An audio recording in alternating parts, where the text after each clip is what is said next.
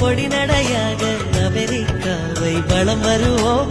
கடல் மேல் சிவப்பு கம்பளம் விரித்து ஐரோப்பாவில் குடி புகுவோம்.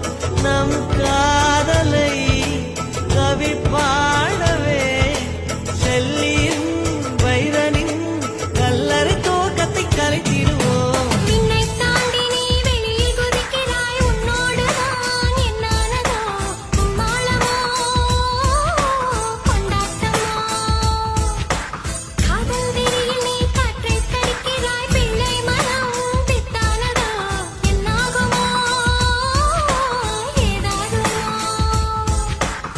வாடை காற்றுக்கு வயசாச்சு, வாழும் பூமிக்கு வயசாச்சு.